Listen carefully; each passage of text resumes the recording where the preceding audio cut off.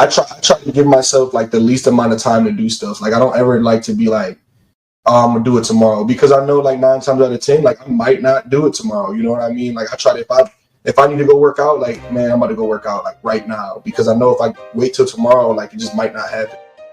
You are now tuning in to the Roughnecks Podcast with your host, Cole Nixon. Much love. What's up, everybody, and thank you for tuning in to today's episode of the Roughnecks Podcast. Before we dive into today's episode, I want to tell you guys about Desert Fox Golf. I've recently partnered up with them, and they have some awesome products that you definitely want to check out. They have something called the Phone Caddy, which is the best phone holder in golf.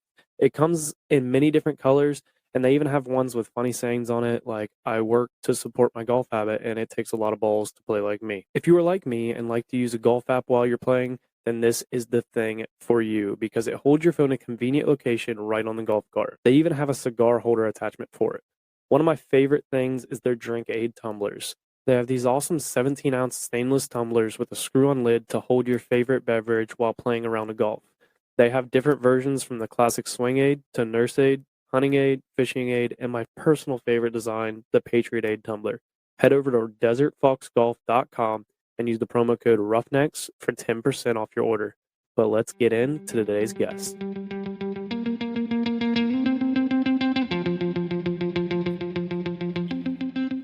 What's up, everybody, and welcome back to another episode of the Roughnecks Podcast. This is an episode that has been in the making for a long time, but before I dive into today's episode, I want to remind you guys that the Roughnecks volleyball tournament signups are out now. There's a volleyball tournament, sand volleyball tournament coming on July 15th. The 6-person teams, get yourself a team together, sign up on roughneckspodcast.com.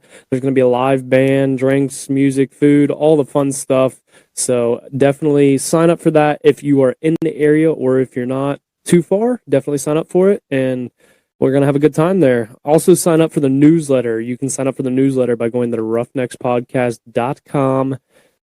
It'll pop up first thing when you get on the website. So just sign up for that there. You'll get behind the scenes, and you'll be kind of the first to know about a lot of things that are going on, because I post those usually on the newsletter before I post them to social media. But joining me today is a recommendation from our Friday host of Reno's Rants. Played with Reno in college.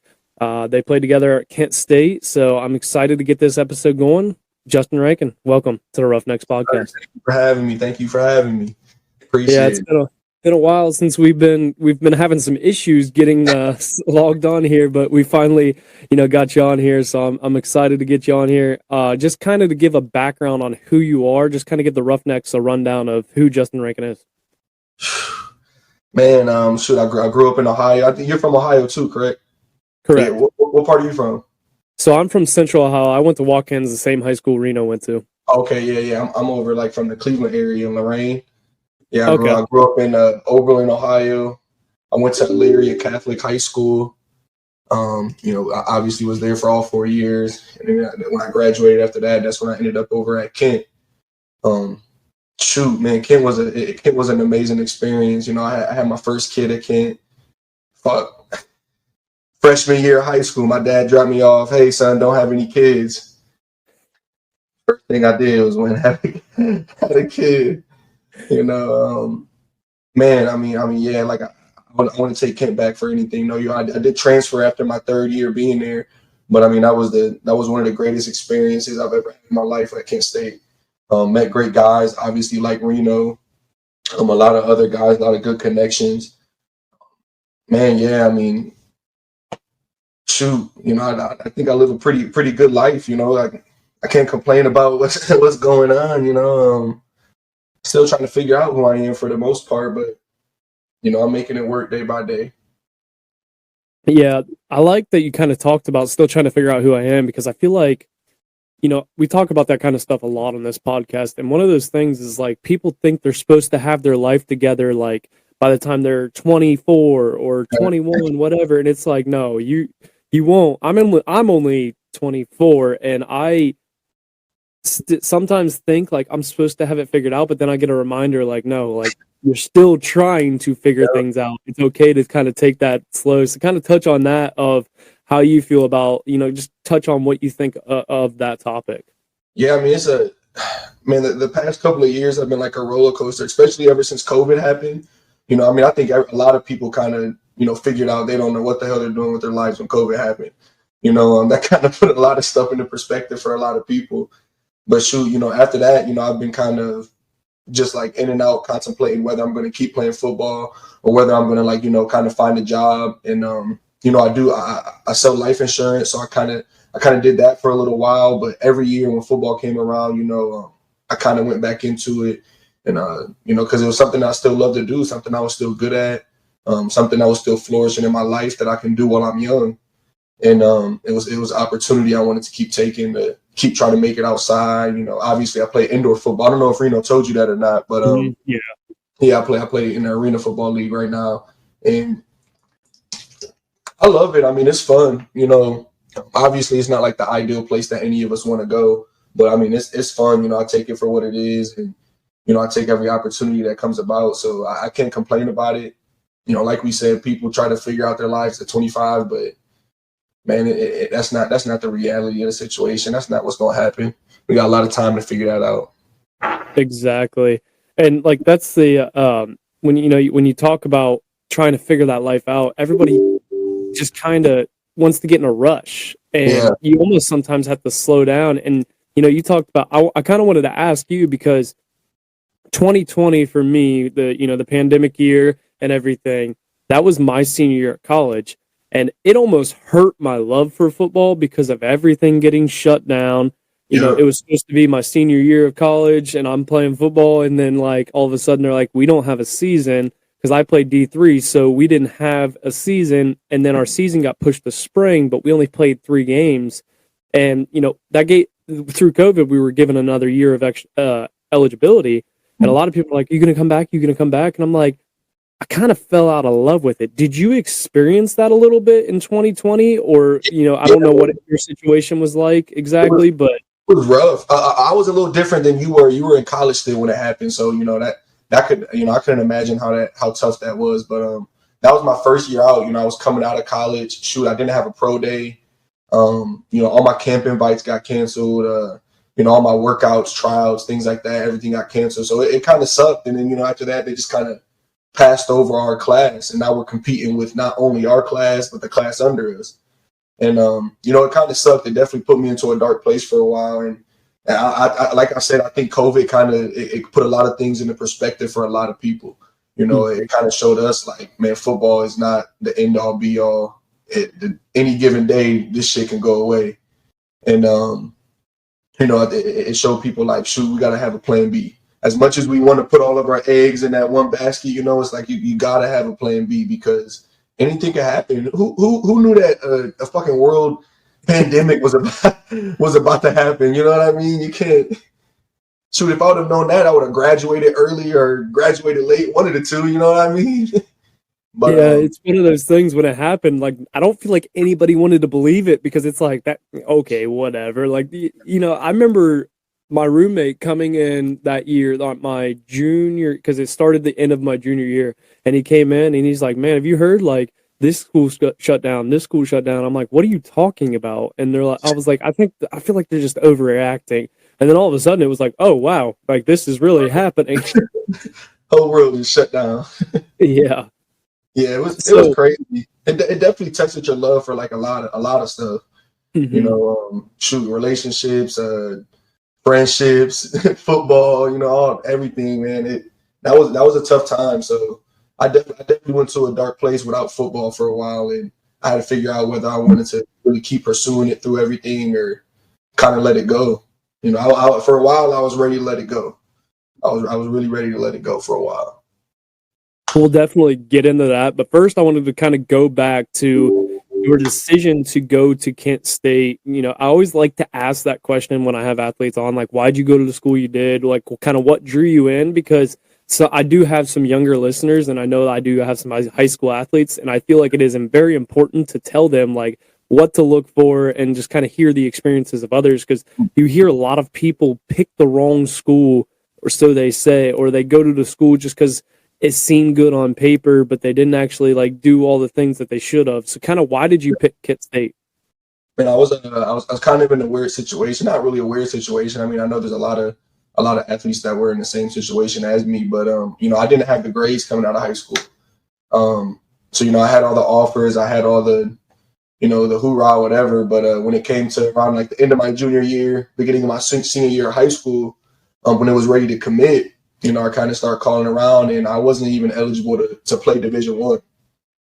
So I kind of, you know, I was either going to have to go the JUCO route, but Kent State actually approached me and sent me to a prep school, which you still have your eligibility after the year, but it's that like a learning year where you get your grades up, you get your eligibility up, things like that. So they actually sent me there, but when I went there, basically the prep school was like, if you come here, you know, you're not going to go back to Kent State. You're going to go to the schools that, you know, were offering you and looking at you before. So I told them that, and they said I could gray shirt. I don't know if you know what a gray shirt is, but it literally just like basically I sat out a semester of school because I was eligible. I was just eligible too late. Like my grades didn't like qualify until like the end of June of my senior year, and it was too late by then. So I just sat out a semester of school and I just trained, and then I came in like during the spring semester. And me, honestly, the reason why I chose it, like you said, I could have chose it like just out of immaturity or too fast of a decision. But I was 17 and I didn't want to go to a prep school. You know, I just wanted to go straight to a 4-year and like, let's go, let's get the ball rolling. If I could go back, I don't know if I would really change anything. I love Kent. You know, I had a great experience. Even though I could have went to a prep school and possibly went to a Big Ten conference or, you know, whatever the case may be. Man, I think the biggest thing that I could share to athletes that are younger than me or in high school is like grades matter. You know, like it's crazy how much grades matter. Like if I could go back, that's the one thing I'll change. Everybody tells you it. You hear it all every day from all your coaches, your teachers. But shit, I mean, the grades matter. Like that can lose all your offers, and that's what happened to me. I lost all my offers, you know, and you know, I ended up at Kent again, a great school. You know, blessed to go there, great opportunity. I think I took full advantage of every opportunity at Kent State. So, I mean, I love the school. You know, I didn't even take an official there though. I literally committed. I showed up during spring ball and start practicing. Did you like showing up during spring ball? Because you obviously went through, you know, the fall camp and stuff. Which did you feel was tougher, the fall camp or the spring ball? So fall camp is definitely harder, but coming in like as a freshman into spring ball was like I was clueless because like it's these guys that just got out of season, like they're running plays, they know everything, and I just got thrown into the fire. Like here you are, like learning as fast as you can. We're like, you know, during camp you have install days, you have, you know, they're teaching the freshmen like getting acclimated. Like nah, they just threw me in the fire. Like go figure it out, man. Like but you know, luckily I had a lot of great teammates that helped me out through that process. You know, that went well, but spring ball was definitely harder coming straight into spring ball and not having a camp first. Yeah, because I mean, I remember freshman year of camp, you are completely clueless, and then like spring ball, you're like, all right, I kind of have a good idea of what's going on. Sophomore year, after sophomore year, like junior years, when you're like sitting in install days in fall camp, and you're like, we're going over the basic stuff. Like, when are we putting this play in that's really more complicated than all the rest? So I completely understand what you're saying there. Yeah, it was campus, man. My first camp, I wanted to quit, man. I called my dad, like, Dad, I'm done with this. Like, come pick me up. And if my dad would have came and picked me up, I damn near would have quit. You know, he was like, if you want to quit, you can walk home. And I'm like, shit, like, this is crazy. I mean, man, I felt like my coach hated me. He was yelling at me every day. I'm like, this shit sucks. Oh, I understand, because it feels like, especially your first camp, you're like, I feel like I do everything wrong, because you honestly do. You keep messing up things, and like that are looking like on in your career, you're like, man, those were so simple. Like, how did I mess those up? But you're learning a completely new playbook than you had in high school. Some things might be similar, but it's still completely different. And you just kind of go through that almost that learning curve of, Yeah. and there's a whole step up. People sometimes don't think it. And I only went to a D3 school, but there was a giant step up from high school to college ball. I remember my freshman year, I was on kickoff and kickoff return. We were on kickoff return the first game, and I got put flat on my ass, and I was like, welcome to college football. Like, this is what it is. You better either step up or you're going to have a long career. Yeah, it's that learning curve is, especially like physically, yeah, it's just a lot faster, a lot stronger. But man, it's kind of crazy because that I think some of the high school coaches, not saying that like mine weren't like did this, but a lot of the high school coaches, they don't really teach you football, so like you're just kind of playing football. Then you go to college and you're like, you're learning football, learning coverages, learning how to read coverages, tendencies, and you're like, what the hell is this your freshman year? Like, we never did none of this. I was just playing football, coach. But yes, that learning curve is, it's night and day. Yeah, I mean, freshman or in high school, I didn't really read the quarterback too much. I was a DB. I didn't really read the quarterback too much. In college, you're reading the quarterback a lot. Like, you got to really pick up on his tendencies. But, I kind of wanted to also ask, because you played at Kent State, so you guys got to play some bigger opponents at times too. What was that like playing someone against, like, who did you play against, and what was that like? Shoot, it was fun. It was real fun. Obviously, you got to put on a show like on one of the biggest stages, playing against some of the biggest teams. My freshman year, man, I came in. I think we had one of the hardest schedules in college football. We had Penn State opening up the year. They had Saquon Barkley that year.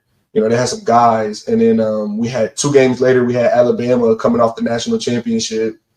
It was ridiculous. Like, it was, and I can't remember who else we had that year, but the following year we played Clemson coming off the national championship. So, I mean, we played some big name schools, but at the end of the day, man, like, it's football. Like, I think the biggest thing that was a difference was just the interior. Their defensive linemen were huge, their offensive linemen were huge, but besides that, like, their athletes are athletes. And, we had guys that could compete at that level too.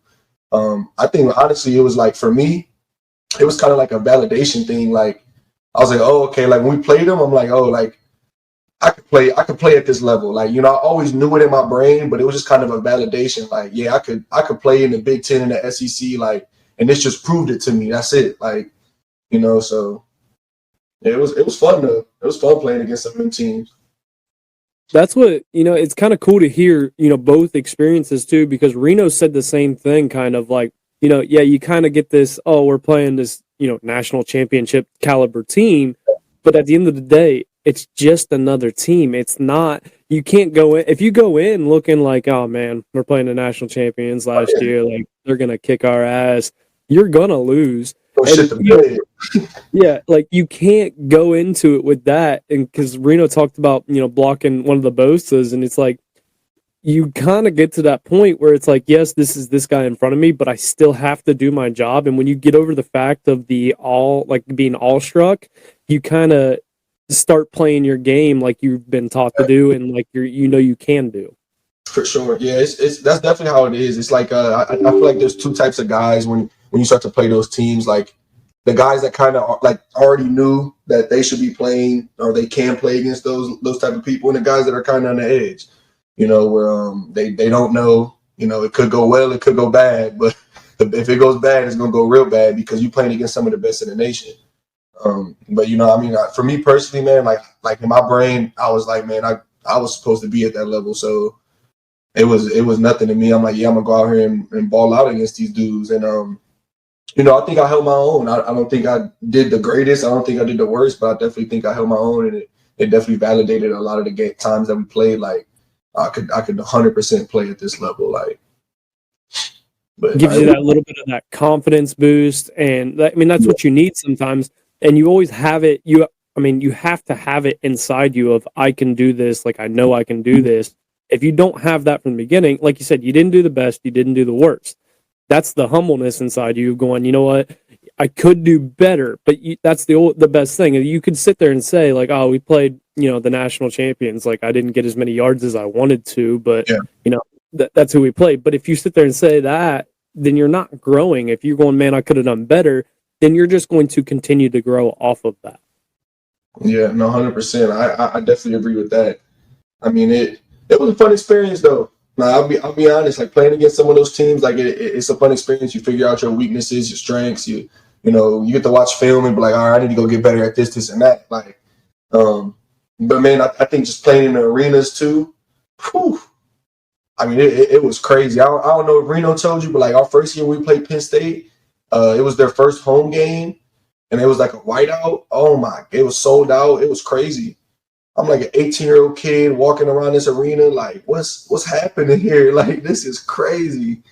It was amazing, man. I mean, you learn a lot in those arenas, that's for sure. Oh, I remember asking Reno what was like the toughest stadium you played in, and that was what he said was that Penn State game. He was like, you can't hear anything. You have no idea what's going on. It's just so loud and so crazy that you're just trying to figure it out as you keep going.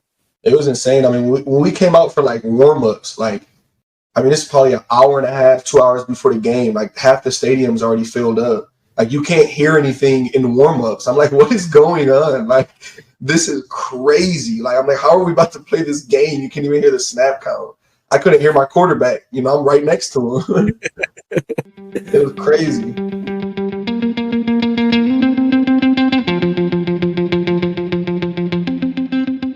What's up, everybody? I hope you're enjoying today's guest. A lot of people ask me how they can support the Roughnecks podcast. So I wanted to take a quick break to tell you the best way to support the podcast is to buy and wear merch. We have merch available on our website, from hats, t-shirts, long sleeves, sweatshirts, and even coffee cups. There are even youth sizes available for the kids. Head over to roughneckspodcast.com and make your purchase today. Thank you for all the support, but let's get back to today's guest.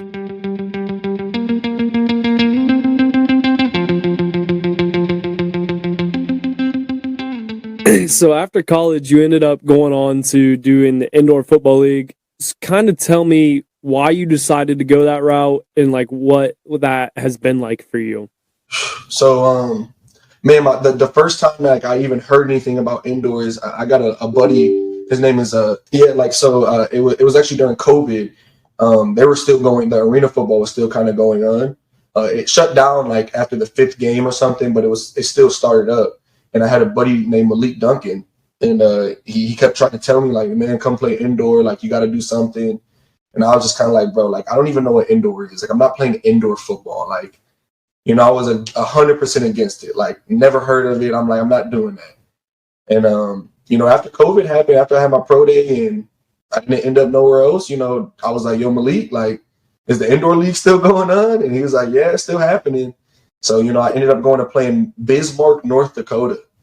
That was my first professional football experience, was in Bismarck, North Dakota. It was an experience. It was different. Just the game in general, it's the 50-yard field, like 32 feet wide. Like, it's way different. It took me a while to get used to. And then being out in North Dakota was different too. You're out in the middle of nowhere kind of, but we grew to love it. The fans there were awesome. We had a good season. We kind of turned the program around. And I mean, after that, I kind of fell in love with the indoor game. Like it's fun. This is my 3rd year now. Like, I've solidified myself as one of the best backs in the league. Like I love it. I enjoy it. I have fun doing it. I'm in Cali now doing it too. So I can't complain about that one either. But, yeah, man, I never heard anything about indoor in my life until like after college. And I was like, what is this?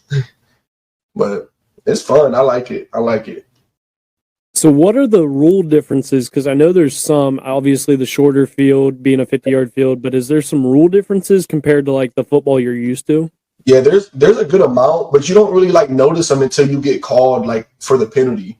Like the receivers, they got to be like 3 yards away from the offensive lineman. And, I got called for that a couple of times in the game. And I had to finally ask the ref, like, what are you calling a penalty on? Like, I don't understand what I'm doing. And he was like, you got to be, 3 yards away from the guard. I'm like, oh, I had no idea. But, you can have 2 guys in high motion, kind of like the Canadian League. Mm-hmm. But I mean, most basically like all the real general principles and rules of football, like they're all the same.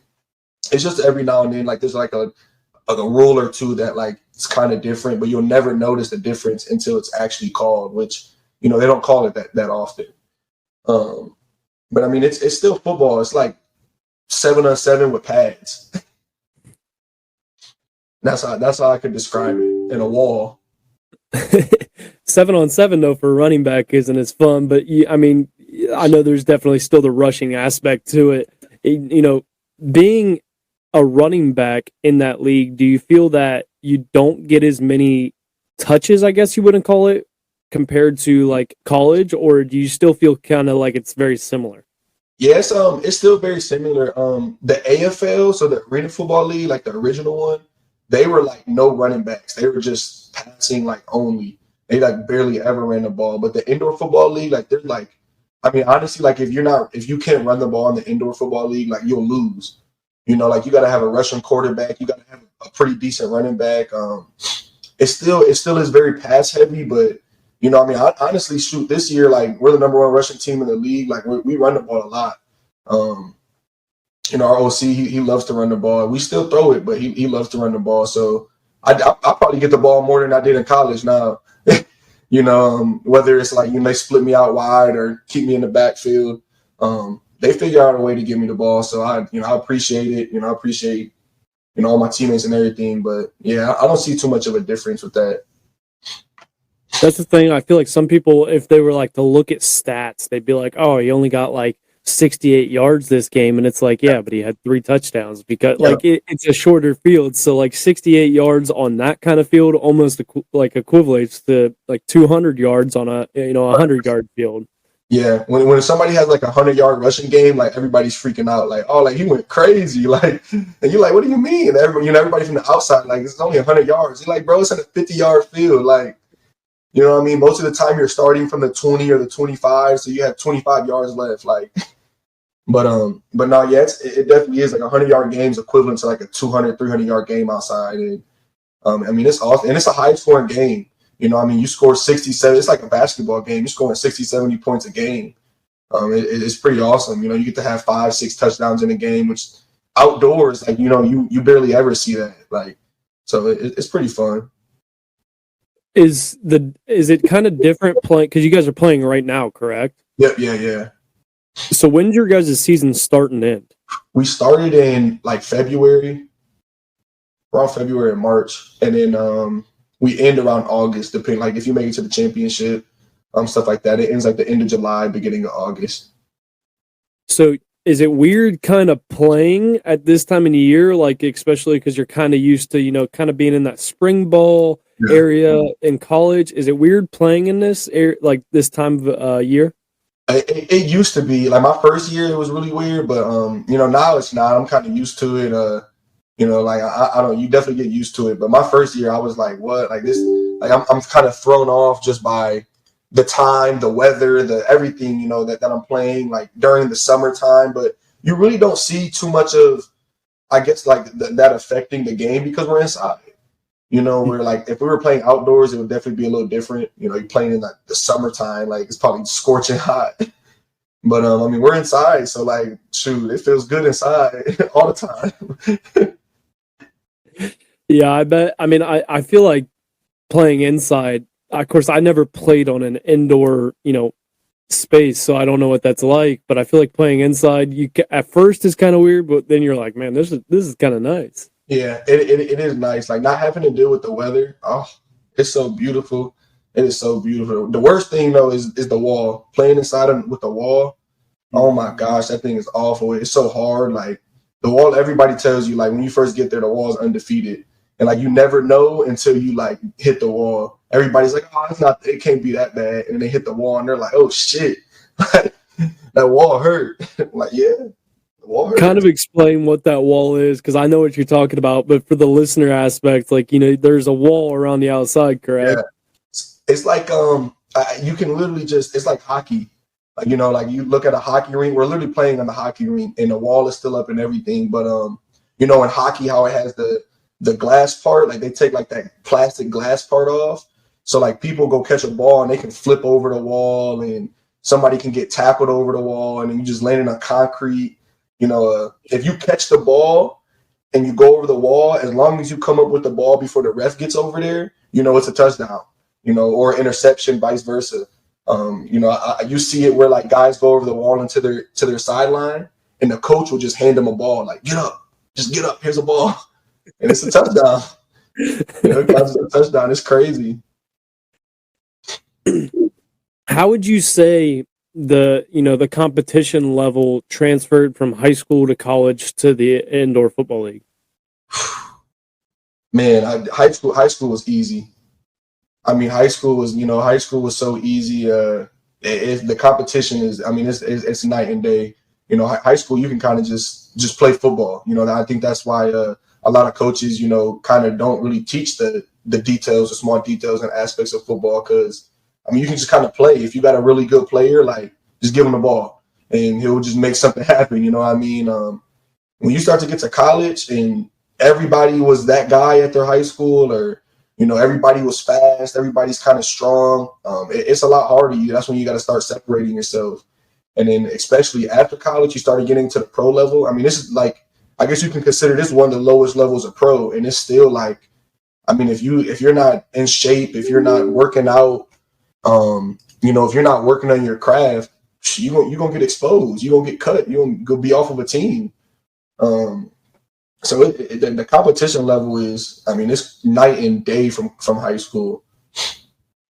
What would you say is like your one piece of advice to get to, even if you want to call it the lowest level, what would you say is your one piece of advice to get to that level?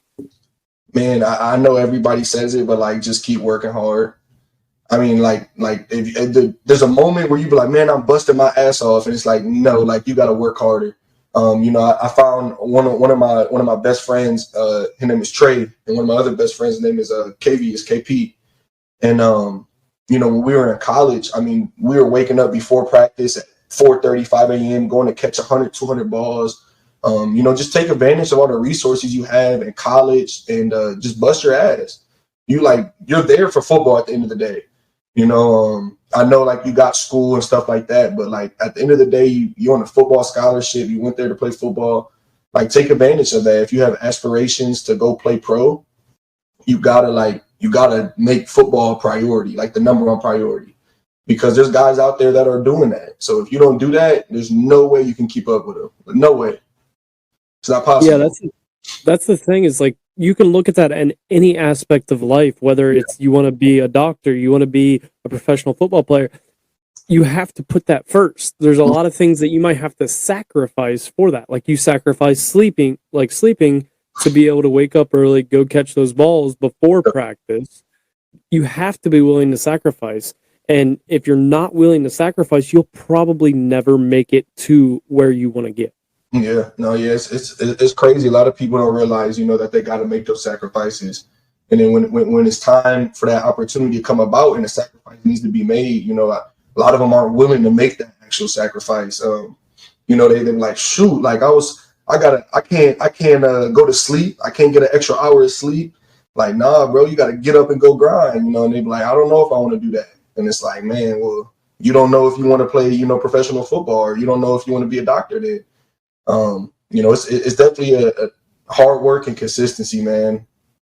You can stay consistent and keep working hard every day, and you're going to succeed in whatever it is that you want to do. Consistency is key. That is one of the biggest things that I think people forget about. They're like, man, I'm working my ass off, but it's like, yeah, but you took 3-day break. You can't take a 3-day break. I have many times when I get home after working a manual labor job, I have an episode that has to come out on Friday. It's Thursday at 9:00 at night, and I'm like, I just want to like relax, shower, go to bed, and I'm like, man, I have to, like, you have to get this episode edited. You have to put in that extra time, and you have to sacrifice, like we talked about. You have to sacrifice maybe some sleep here and there. Yep. And I'm not saying don't like get 3 hours of sleep every night, because you'll probably end up running yourself too dry. But you have to sometimes sacrifice that in order. If it's your dream, if it's your goal, you are going to have to sacrifice a lot of things to be able to get to where you want to get. Hell yeah. You know, I tell people all the time, like I'll take someone with a mediocre work ethic that can be consistent for years over someone that work hard but is inconsistent. Like you working hard don't mean nothing to me because you show up for 2 days and work hard. Like I'd rather take someone that just show up to every day and give me that same effort. Like because I know that eventually it may take a little longer, but they're gonna give me better results than what you will, you know, because you only show up 2-3 days out of the week. It's consistency is that's the biggest thing. Like you said, man, everybody don't. There's days I wake up and I'm like, I don't feel like going to practice, you know, but shit, I gotta go to practice, you know, like you gotta go do it. Like it is what it is. Like you either want to go do it or you don't. Pick one. Like that's how I see it. You're either gonna be a dog or you're gonna be a kitty cat.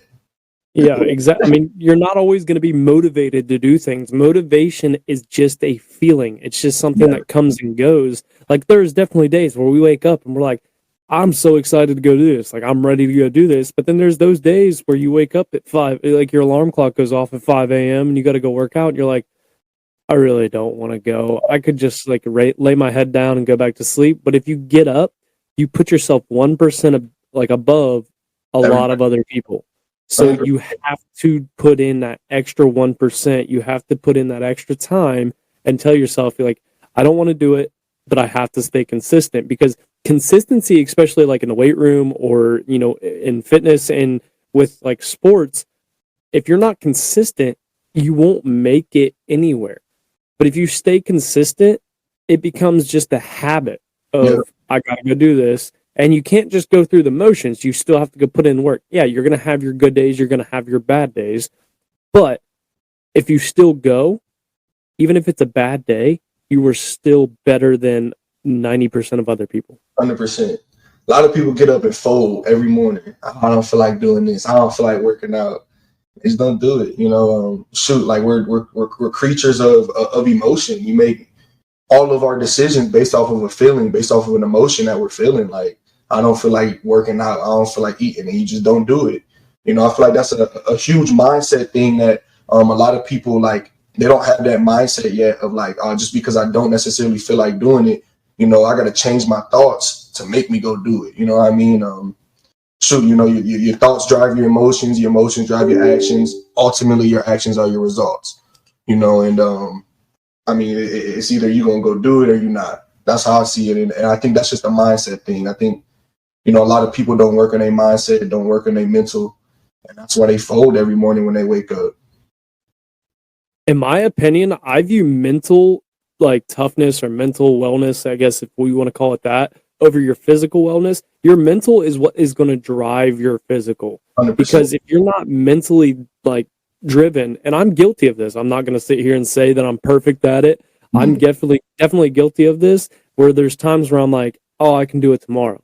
But then tomorrow comes, or I'll wake up early and do it tomorrow. And then tomorrow comes and it doesn't happen because you didn't wake up. Your mental wasn't there. If you just keep trying to tell yourself mentally, like, I'll do it this day or I'll do it later, you probably won't get to it if you don't have a strong mental game. How much of mental toughness and the mental side of things, how much does that implement in you and with football and life in general?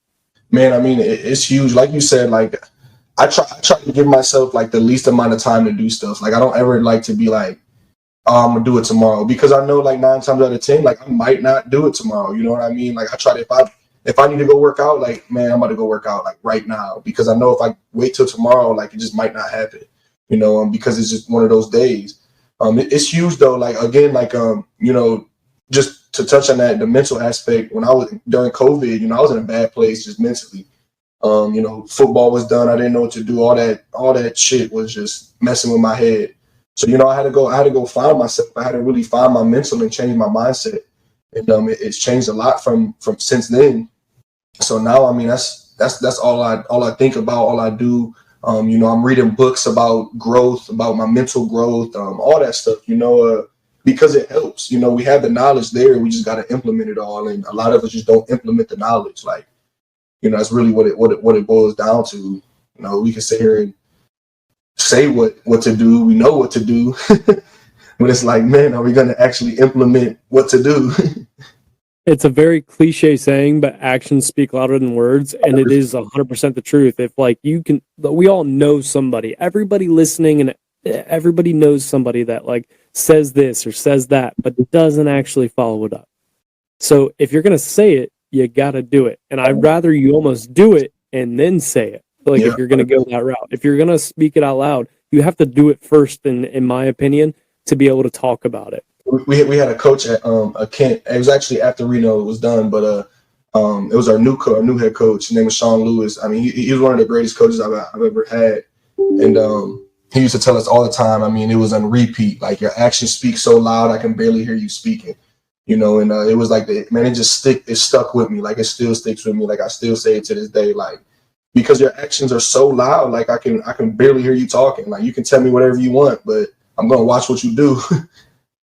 Don't just talk the talk, walk the walk. Yeah. But you talked about trying to find that mental side of things after COVID and through COVID. Kind of, how did you go about it? I know you touched on like reading books and stuff, Mm-hmm. but kind of how did you go about finding yourself again, almost if after like throughout COVID?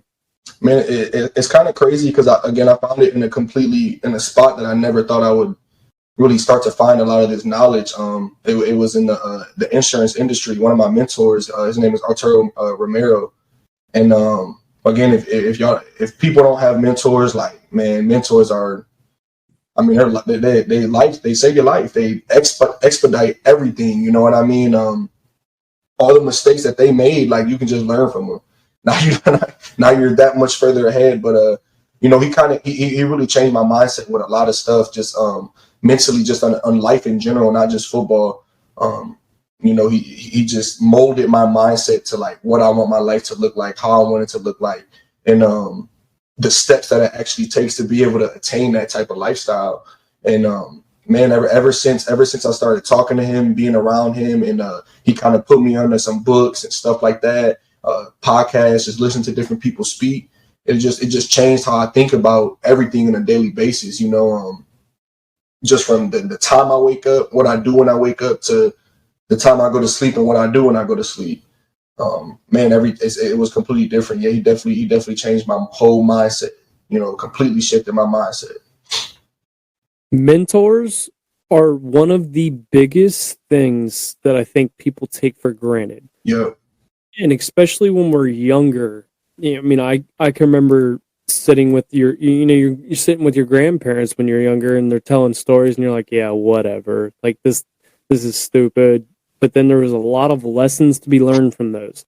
Sitting in class sometimes, Yeah. and the teacher goes off tangent, starts talking about, I had this guy when I was young, and he told me this, and this, and you're just like, I'm just here in class, whatever. And it honestly didn't hit me till my like senior year, when it was kind of like, Yeah. I realized like football's ending. It starts to like, you have to pay attention to the real life's kind of stuff, to where the point where I started paying attention to that kind of stuff. And it was like, man, I wish I'd have paid attention to this a lot longer. And that's when I got the most mentors, in my opinion, was when I kind of realized what step in life I was about to take. You're stepping from this to that, and you really have to pay attention to the people around you. And you're going to learn lessons from the good and the bad people around you. That's also a big thing to pay attention to. You're not always going to learn the best advice from everybody. Some people are going to give you this bad advice that is really bad, that you may do, and then you end up in a really bad situation. You're like, man, I'm never going to do that again. But guess what? You learn from it. It's not a mistake. Yes, you may have messed up, but it's only a mistake if you continue to do it. You have to learn from it and continue to grow from it. 100%. Yeah, I agree, man. I always tell people, like, if there's something that you want to do, whether it's, being a doctor, a podcast, whatever the case may that you want to be doing, like there's someone that's already done it, to the highest level. Just go figure out what they did, man. Like, and either mimic it, get the knowledge from them, implement the knowledge. Like, they have it. They've done it before. Like, you know what I mean? Like, you can figure it out. They can expedite the whole process. It could take your process from being a 5-year successful podcast to a year. You know what I mean? Like, whatever the case may be, there's someone that, there's not, like you said, man, there's good and bad knowledge out there everywhere. You got to be willing to go gain more knowledge. Like, there's so much knowledge out there. It's crazy. We live in a world where like anything is at our fingertips. If you want to learn how to do something, you could probably look it up on YouTube and figure out how to do it. There's no excuse to there's no excuse to not know how to do anything today. Like it's all out there for you. And you may look it up and then be like, "Oh, I can do that." And then you do it the first time and it sucks. Yeah. But guess what? That was your first time doing it. It doesn't mean quit. It means you have to keep, like, nothing. You can never, there's not a lot of people, like, some things, yes, it might happen, but there's not a lot of people that can go in at something and be like, "Oh, hey, this is easy," and like they have it down right from the start. It takes a lot of time. Like when we first started playing football, we were decent at it, but we weren't really, really good at it. We just kind of had the basic knowledge and had enough to get by. 100%, man. That goes back to that consistency thing. Just keep showing up, putting in the work every day, and you're gonna eventually get good at anything you want to do. That's 100% true. Yeah.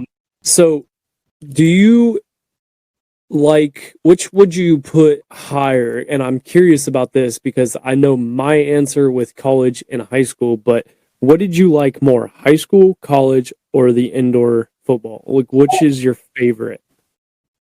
Man, that's tough. I never thought about it. I would say in terms of like football wise, like I really probably indoor because there's no other distractions like school or things like that. Like it's just you're a pro, like everything's on you, which I personally I like that. Like I like everything just being on me. Like if I don't, like I gotta go work out, I gotta go do this. I had like like on my time I set my own schedule. Or like school, like you wake up, you go to practice, you go to film, you go to school, like that. That sucked, man. Like it was rough. Like I can't lie, but man, in terms of like I would say like team camaraderie and like things of that nature, like college. I mean, 150 guys just every day, day in and day out, like all year, 365 days, just grinding. Like I mean, it was a real family aspect. You know what I mean? Because it was all year round. We're like with indoor, once the season is over, everybody kind of goes back home. You might not see them like we're in college. So you guys were there all year round together. Like, I mean, it was a real bond, a real family. There'll never be nothing like college, again, once you're done with it. Like, but man, I think football wise, I like indoor more just because I guess more so of the freedom that you have. Like, you're a pro, like, and then college, man, definitely the team camaraderie and the family type feel, the bond. That was nice. Yeah, you create those friendships in college that are people from complete different states sometimes and like just complete different backgrounds, but they're friends for life. Like I still have people that I talk to from Massachusetts. I still have people that I talk to from Texas, Cali, like Florida, all over the place. And I remember like looking at, like I randomly like hopped on like the Snap Maps one time and was like, man, I have people now all over the country. Like it's literally everywhere. Some even people are out of the country. Like you have people everywhere that you were talking to. And I just feel like you kind of got that insight to, maybe you thought your life was so good or you thought your life was so bad, but then you got, talking to some of these other people and you're like, man, like, this is nothing compared to them. Like they're a whole different level. We had a couple kids that were from Compton, and it's like, man, I thought my life was bad. They had it way worse than me. So like you have these things that you go through, and like you said, you're 365 days a year. You're around these guys. You live with these guys for 4 years. Some of them 1 year, whatever it is. Like you're just around them every single day. Yeah, it's crazy. I mean, even if there's guys that you didn't like on the team, you were still closer with them than, any other person because you've been with them for the past 4 years, every day, day in and day out. Like you may say you hate them, but realistically you love them. Like you love them for, like they're like your brother that you just get angry at all the time. Oh, it's 100% true. And if you play, and anybody listening, if you played college sports or stuff like that, like you 100% understand exactly what he means by that. But I wanted to ask you too, you touched on it a little bit with the books and the podcast. Are there any that you recommend? Because I'm a person that reads a lot and also listens to too many podcasts, being a podcaster. So like I listen to a ton, but are there any that you recommend? Hell yeah. The Power of Consistency and Atomic Habits. Two fire ass books right there, man. Yeah, those are. I've been putting off Atomic Habits. I've seen it, wanted to buy it, and then I'm like, I'll get it next time. And I haven't bought it yet because I have too many books on my shelf that I haven't read yet. So I've been trying to read before I keep buying more. But that's one of the books that I've always heard is a very good book to read. Man, they're so good. I mean, it just, again, with the mindset thing, it just further just solidifies and grows your mindset. I mean, they're top tier books. I've been listening to a lot of Bedros Keuilian lately. I don't know if you ever heard of him. Yeah, Bedros Keuilian. I've been listening to a lot of him recently. His little podcast and stuff. He talks about all types of stuff on there: business, sales, entrepreneurship, just life in general, mindset. Man, he's a top tier dude. I like listening to him, man. And I think that those are very good podcasts because I think a lot of people get, it's a business podcast, it's a sales podcast. No, you're going to learn a lot more through that because I think business relates to life a lot. That I think you don't have to be an entrepreneur or anything like that to understand kind of some of the things. He's going to say things sometimes that you're like, man, that relates to what I'm doing at work, or that relates to my home life and that kind of stuff. Those business relates to life a ton. 100%. Yeah, that's how the power of consistency is like a sales, more so of a sales book. But man, I mean, what it would do for you just in your life in general, it'll help you out a lot. It'll really teach you how to be consistent. I wanted, so we're going to go into these final segments of the podcast, and I do have a question that I like to ask all of my guests, and the question is, if you could go back in time and tell your 16-year-old self one thing, what would it be? Man, I think it would be just to take advantage of opportunities outside of football. Because I feel like a lot of athletes in general, they get so stuck on their sport that they miss these opportunities that were meant for them outside of that sport. Because they're like, nah, I'm going to the NFL. Nah, I'm going to the NBA. Nah, I'm going. And it's not even like that. It's a lot deeper than that. Those are connections. If I would have known the power of networking when I was a 16-year-old kid, oh my gosh. It's crazy, man. It is insane. It's I feel like even in college, they used to have business owners and things like that come talk to us all the time. And I would just be in there all right, bro, come on, let's get done with this meeting so I can go to practice, so I can go back to class. I wish I would have really locked in and went and talked to these people, and because I feel like those are opportunities that were meant for me that I didn't take advantage of. And I really wish that I would have took advantage of those. The power of networking. It's crazy. The thing that I think every single person looks back at going, man, I wish I would have took advantage of this. Man, I wish I'd have took advantage of that. Because you come across, especially in college and playing sports, you come across so many people that, you're like, yeah, they're pretty cool. And now you look later in life and you're like, man, I really wish I'd have spend an extra 5 minutes after the presentation and talk to them or something. Because the power of networking, once you get older, you really start to realize networking is everything. No matter what type of industry you go into in life, networking is key. 100%. Man, networking is more important than money. Sure, you can leverage your relationships for money. Exactly. Crazy. That's 100% true. That's what I was about to say. You can use those networks to make more money in the end, and if you really leverage those networks correctly, you'll end up in a very good spot. 100%. But this moves us into the final segment of the podcast, which is Motivation Monday.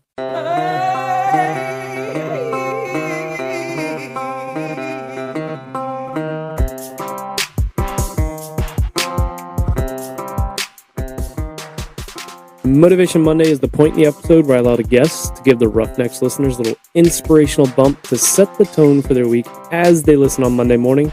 So what do you got for Motivation Monday? Yeah.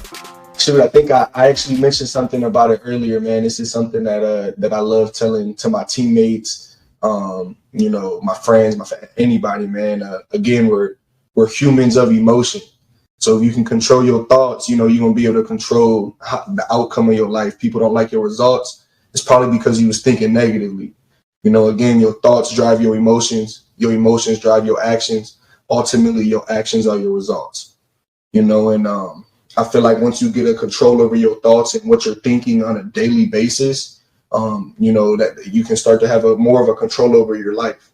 Because at the end of the day, what we're thinking on a daily basis is what we're going to become. You know, shoot, if I'm thinking about not fucking up every day, I'm probably going to fuck up every day. You know, so again, just positive thoughts, positivity, man. I preach positivity. I'm a real positive dude, man. Positive. The best way to be. You have to be positive. If you're not positive, like you said, you're not gonna get to where you want to be. Yeah. But I feel like you have to be positive, but then there also has to be that in the back of your mind, like you can always be better. Like you've already touched on it. I'm not saying that like you're not that way, but you know you have to always remember like I can grow. 100%. That's also a positive thought. Like I can be better. I can do better. You can't just dwell on that saying, man, I'm crap. I'm not shit. If you're just saying that, if you're going to sit here and say like, I'm the worst running back in the IFL, you're going to end up being the worst running back in the IFL. So you have to be like, you know, I'm not where I want to be, but I want to be the best. So if you're sitting there thinking the best, you're going to end up being the best. I agree 100%, man. That's again, your mindset. Your thoughts are going to control everything. And y'all stop listening to that shit music and start reading books. That is true. Yeah.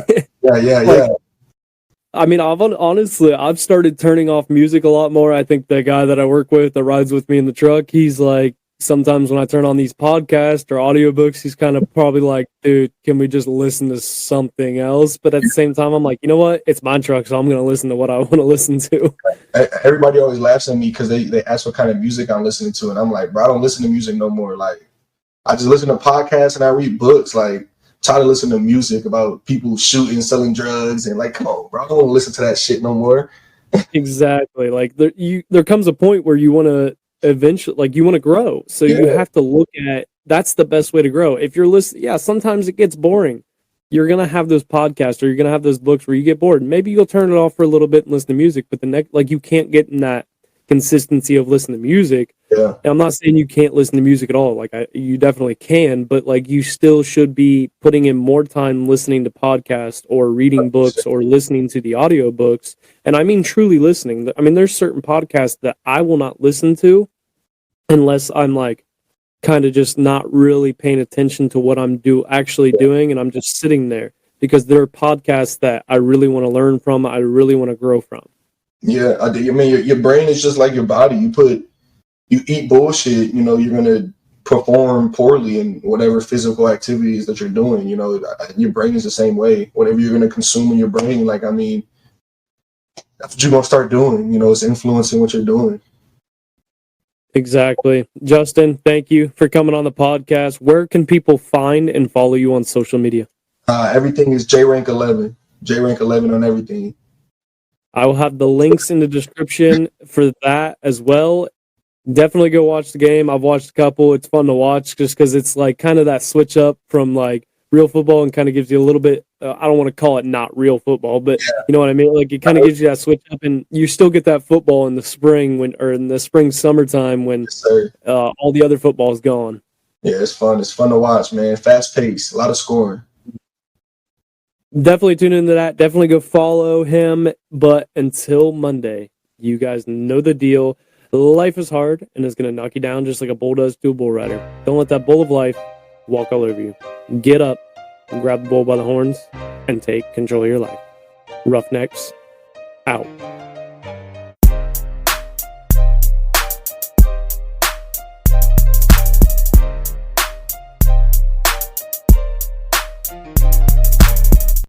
Thank you guys for tuning in to today's episode of the Roughnecks Podcast. If you liked today's episode, then please be sure to share it with a friend.